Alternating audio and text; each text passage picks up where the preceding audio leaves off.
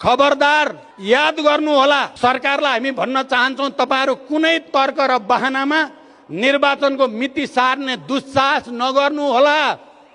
यदि तपाईहरुले संविधान बार मिच्ने कोसिस एकचोटी त मिचिसकेको छ केही हदसम्म, तर त्यसमा हामीले देशको असहज परिस्थितिलाई हेरेर हामीले यो अन्तरिम सरकार बनाउन सहजीकरण गरेकै हो।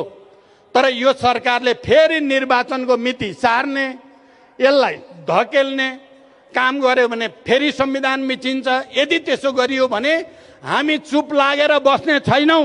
आदरणीय जनसमुदाय, केही अहंकारी र दम्बीहरूले, प्रतिशोध बाहेक केही नदेख्नेहरूले विभिन्न खालका धम्कीका भाषा बोलेका छन्। म आज धम्कीको भाषा बोल्न चाहन्न। शान्तिपूर्ण रूपले निर्वाचन सम्पन्न होस्।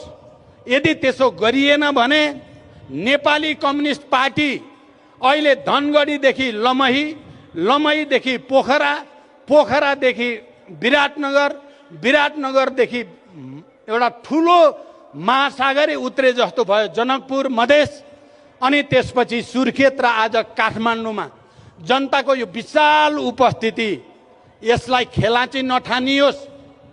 यो शक्तिलाई फेरि जिस्क्याइयो, संविधानसँग फेरि खेलबाड गरियो भने यो शक्ति सडकमा आउनेछ। Like no other, powerful one, best men shampoo, all new clear men. यो त्यस्तो शक्ति हो जसले हिजो जनयुद्ध गर्यो र 250 वर्ष पुरानो राजतन्त्रलाई धाराशाही पार्यो। यो त्यो शक्ति हो। यो त्यो शक्ति हो जसले जनआन्दोलनद्वारा, जनआन्दोलनको बलमा राजतन्त्रको अन्त्य गर्यो र गणतन्त्र स्थापना गर्यो। यसरी जनयुद्धको तागत र जनआन्दोलनको तागतलाई एक ठाउँमा ल्याएर इतिहास रच्ने मूल शक्ति र नेतृत्व यही नै हो। यसलाई खेलाची नठानियोस्। म सरकारलाई फेरि पनि जोड दिएर भन्न चाहन्छु, हामीले तपाईलाई निर्वाचन सम्पन्न गर्न सहयोग गरेका छौं। हामीले देशैभरि जनतालाई अपिल गरेका छौं, निर्वाचनको तयारी गर्नुहोस्।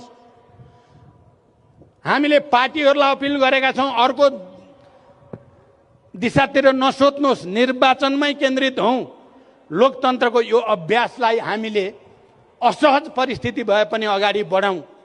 तर यदि सरकारले यो कुरालाई नजरअन्दाज गरेर 6 महिना समय थप्ने, 1 वर्ष थप्ने भन्ने हल्ला पनि सुनाउँछन् कोहीले, त्यो गर्यो भने देश फेरि दुर्घटनामा पर्छ। तर अबको दुर्घटनाको बेलामा नेपाली कम्युनिस्ट पार्टी रमिते हुने छैन।